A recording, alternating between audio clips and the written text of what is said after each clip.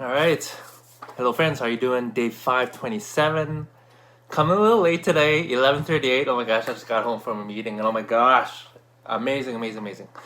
I love learning from people that are further ahead than me in my journey. And so I was just reminded of a very powerful law called the law of input. And so if you have never heard of it, I'm going to share it with you. And this law is actually very powerful, and if you can understand it, will determine your destiny. And so, what does the law of input say? The law of input says your input leads to your thoughts, and your thoughts leads to your words. Your words lead to your actions. When you do something enough, it becomes a habit. And your habits sow a character. And your character determines your destiny. And so if you look at it as a diagram, right? So something leads to something, leads to something, right?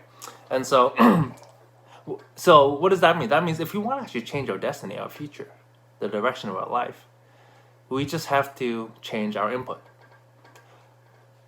What most people do, or might be taught or try, is maybe they'll try some affirmations. So they'll change their words, right?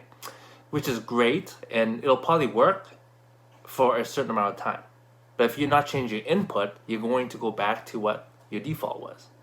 Or some people might try to will themselves to do stuff, and they focus on the action.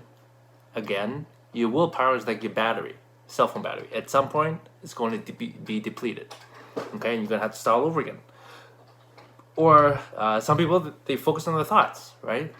Going to manifest. And that's a very powerful place to start. But even what's even more important is your input, because you can think the right stuff all you want. For example, I'm going to lose weight. I'm going to work out every day. I'm going to eat the right foods. But then your phone is showing you all these delicious foods. Maybe you have some friends who regularly order certain sugary drinks when you go out for happy hour. Then guess what? Your input is much more powerful than anything else out there. And so if you are not controlling your input, eventually your input is going to determine the direction of your life. And so, very simple question: how is your input in your life?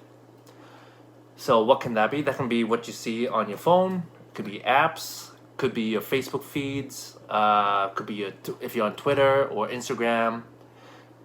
It can be the radio, right? Advertising. It could be the TV or the news, or probably one of the most powerful forms of influence are the people around you.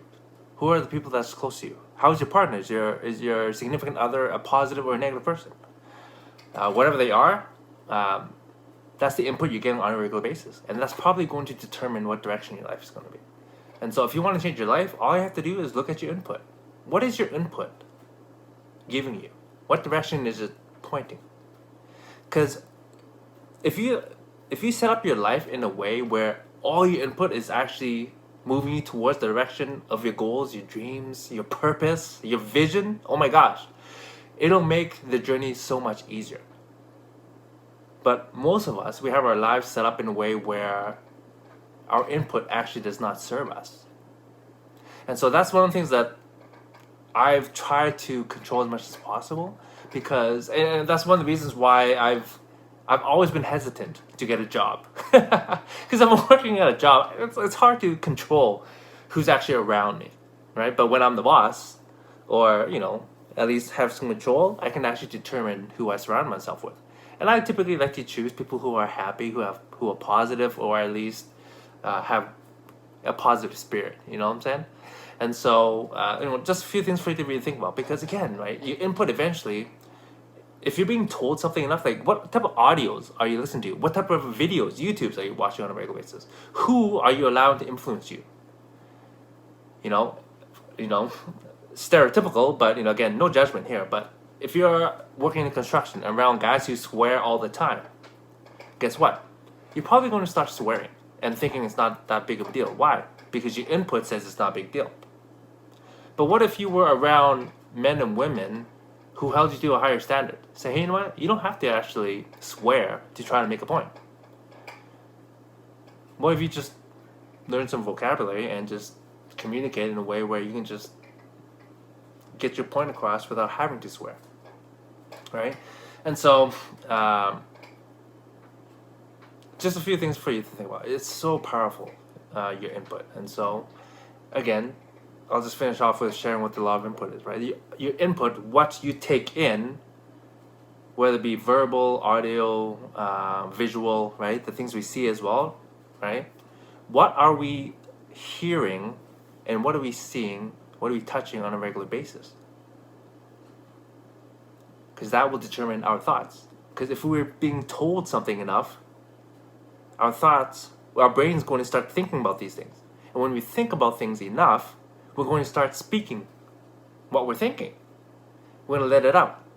And what that does is it creates a feedback loop. It reinforces what you were thinking. Right? So as you say it, guess what? You start saying something enough. Hey, you know what?